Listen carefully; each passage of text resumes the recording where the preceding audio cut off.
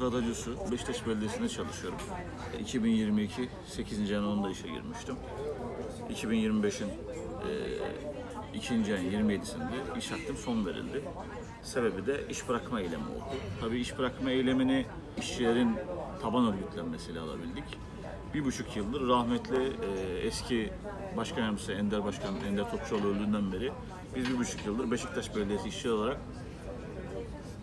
paramıza düzensizlik yaşıyoruz. Yani 5 gün, 10 gün falan gecikiyor sürekli.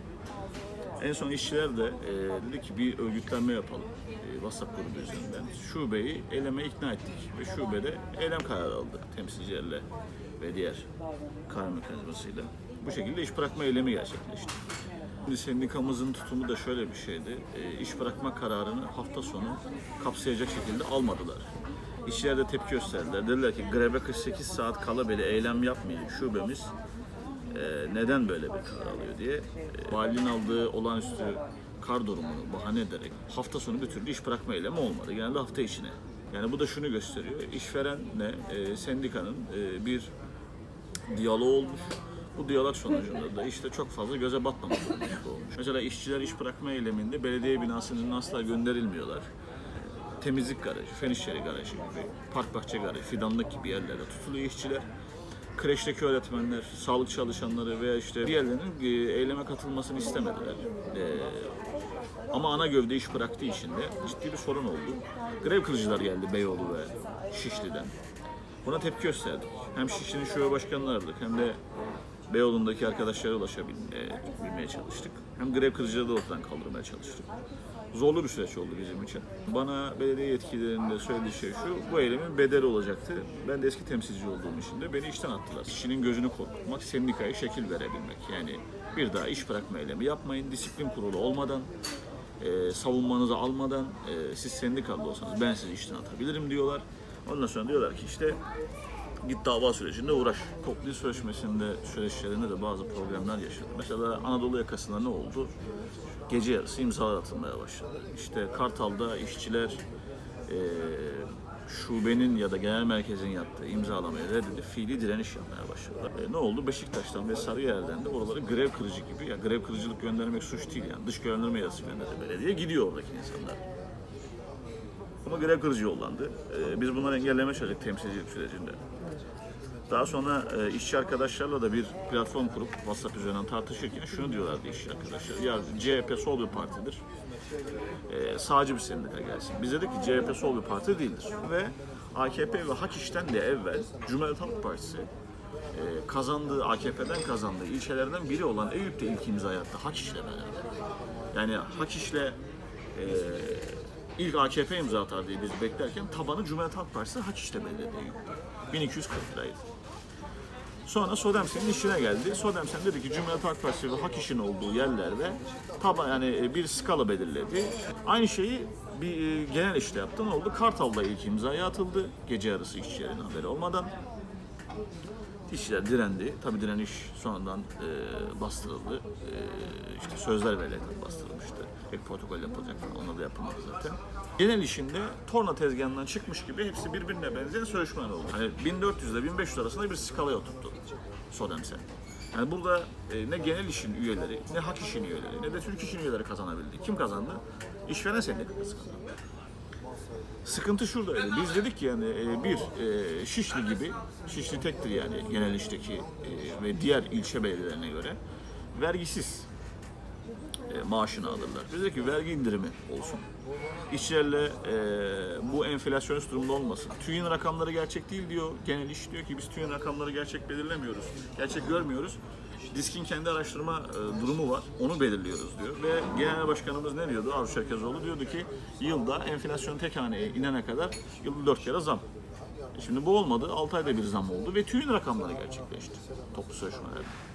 Bir önceki toplu sözleşmesinde %20, %30'luk zamlar istiyordu. Çünkü biz dedik ki bunu olsun. Finalde birçok şeyle tartıştık. En son greve 48 saat kala sabaha karşı bir anlaşma oldu. Ben ve arkadaşlarım imzalamadık.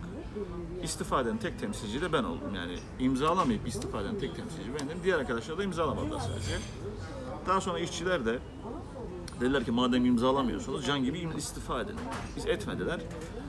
Bu sefer de şey oldu, şubeyle beraber tekrar şubeyle aralarını iyi tutup dediler ki biz toplu sözleşmeden memnunuz. Arkadaşlar kötü bir şey imzalamamışız demeye başladılar işçinin nazarında. Geri dönüklerimiz Mayıs ayına, 6 ay sonraya ertelendi.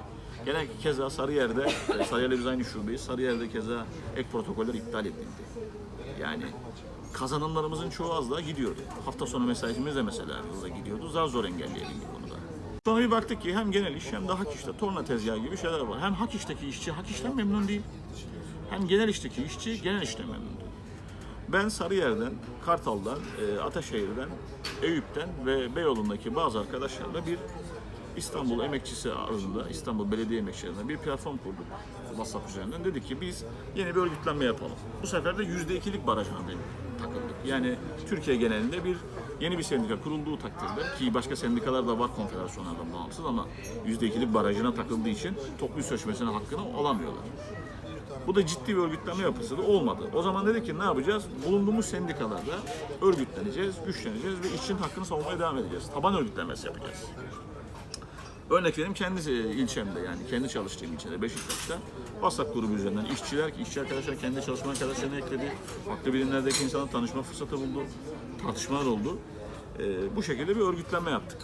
Yani bu da zaten eyleme gidecek yolu çizdi. Yakın dönemde işçiler sendikalara rağmen de olsa bir direniş sergileyebildiler. Hatta sendikasız iş yerlerinde de kim başarılı oldu, kim başarısız oldu tabii ki. Eylemler ve grevler.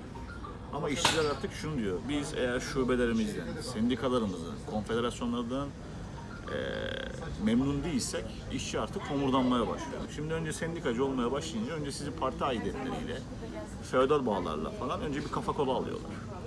Ve o bürokratik sendika bürokrasinin içinde sizi eritiyorlar. Sonra sendikadaki ilk 5'teki bireyler maaş alırlar sendikadan çalışan gibi. 3 ayda bir tam maaş ikramiye falan alırlar. Ve çalıştıkları belediyeden de para alırlar. Ve sonra ne olur? Fazla para aldıkları için sınıf değiştirirler. Yani burjuva olur artık o adam. Kendi sınıfından uzaklaşmaya başlar. Ve sendika bürokrasisi yüzünden de işverenle de diyaloğu, ikili diyaloglar ilerlettiği için de mecburen artık işçinin hakkını savunamayacak duruma geliyor bazen. İşçiler de diyor ki bu adam öyle, sendika benim hakkımı savunuyor, ben işte fiili grev yaparım, eylem yaparım veya işte örgütlenirim, ben sendikayı değiştirmek için çabalarım. Şimdi biz bir taban örgütlenmesi yapmaya çalıştık, olmadı ama sonra kendi ilçemizde yapmaya çalıştık. Tabii ki bir örgütler de tabii ki var ya da başka örgütlenmeler de var. Bunlar iyi ki var çünkü insanlar seslerini duyurabiliyorlar. Ancak şöyle bir durum var. Yani bu Türkiye genelinde yayabilirsek ne olabilir? Ya da nasıl yayılır? Hepsi biraz soru muamma. İşçi finalde adres arıyor. Sendika arıyor, dernek arıyor, vakıf arıyor, bir şey arıyor. Yani bir çatı altında mücadele edebilecek bir tüzel kişilik arıyor işçi ne yazık ki. İşçi bu alışkanlıklardan kopmaya başlayacak mı? Beşiktaş'ta biz bunu başardık. Yani WhatsApp grubu üzerinden örgütlendik. Eleştirebildik. Ama diğer şeyler yayılacak mı tabii ki bilmiyoruz. Yani bu zamanla gösterecek. Çünkü süreçlerinde yanılgıya uğradık, yenildik hatta. Bazı yerlerde gece yarısı işler satıldı. Umarım değişecektir. Biz temsilci seçildiğimiz zaman işveren listesini hezimete uğrattık, temsilci seçildik. Seçildiğimiz ayın ilk aydı Gebze mitingi var Cumhuriyet Halk Partisi'nin. Özgür Özel Gebze'de zamlara karşı susma, enflasyon için bir miting yapıyor. Miting iyi ancak Cumhuriyet Halk Partisi düzenliyor. Biz dedik ki bu mitinge biz gitmek istemiyoruz. Çünkü Cumhuriyet Halk Partisi bizim işverenimiz konumunda. Ve parti aidiyetleriyle gidersek sınıfımıza ihanet etmiş oluruz. Yani biz yarın bir gün TİS süreci başlayacak. O zaman TİS süreci harifesindeydik. Yani bu şuna dönüşür. Cumhuriyet Halk Partisi'nin güdümüne girmiş gibi oluruz. Arka bahçesi olmak istemiyoruz. Biz hani eleştiren taraftayız. Ne kadar oy vereninde olsak, işte başka şeyler de olsa biz bunu istememiştik. Sonra genel iş bir nolu şube bize tutanak tuttu. Gebze mitingine niye gelmediniz diye. Biz de hem DİSK'in ana tüzüğü hem genel işin ana tüzüğünü baz alarak bir savunma yaptık. Savunma sağlam olduğu için de tutanağı kullanamadılar. Yani bizi görevden almaya niyetlenmişlerdi. Bunu yapamadılar. Tutanak rafta kaldı. Şimdi yukarıya karşı Tayyip Erdoğan'ın hükümetine karşı diyorsunuz ki diktatörsünüz, siz eli sopalısınız falan. Hak, hukuk, adalet istiyorsunuz. İşçi hak, hukuk, adaleti isteyince de tam tersine yapıyorlar. Stalin'in bir fıkrası vardı, belki bilir arkadaşlar izleyenler, bilmeyen için anlatayım. Şimdi Kremlin meydanında, Kızıl Meydan'da Kremlin'e karşı bir Rus, Menşevik kökenli bir Rus, Stalin'e karşı yani Kremlin'e dönerek demiş ki kahrolsun diktatör, yaşasın Rusya, savaşa hayır diye bağırmaya başlamış. Askerler bu vatandaşı yakalamışlar, doğru Stalin'in huzuruna götürmüşler. Demiş ki Stalin'e askerler, bu vatandaşı biz diktatör derken yakaladık. Stalin vatandaşa dönerek demiş ki, yoldaş vatandaş sen diktatörü kimi kastettin? İşte kahrolsun Führer, Alman Führer'ini kastettim işte, Almanlara ölüm işte falan gibi söyle, yırtıyor adam vatandaşı. Stalin askerlere dönerek şunu söyler. Siz kimi diktatör zannettiniz, niye ben yani? Ondan sonra askerleri Gulag'a, toplama kampı yani, işçi kampına gönderiyor. Stalin. Şimdi aynı durumu ben yaşadım. Şimdi diyeceksin nasıl yaşadın?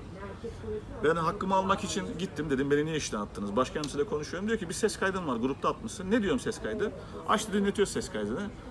Diyor ki ben ses kaydında şunu söylüyorum. Dayısının torpiliyle bir yerlere gelmiş birileri işçiyi iş bırakma eyleminde tehdit edemez. Çünkü bu suç. Yani anayasal hakkı engellemek suç. Ben diyor buna istinaden seni kovdum. Ben dedim ki lafımın arkasındayım. Nasıl yani dedi, şaşırdı bu başkan yardımcısı. Dedim size hakim sormayacak mı iş güvenliği mahkemesindeki hakim? Torpille atadığınız adam kim? Can Fadrıcısı burada isim belirtmemiş. İşçi tehdit eden kim? Yani sen hak, hukuk, adalet diyeceksin.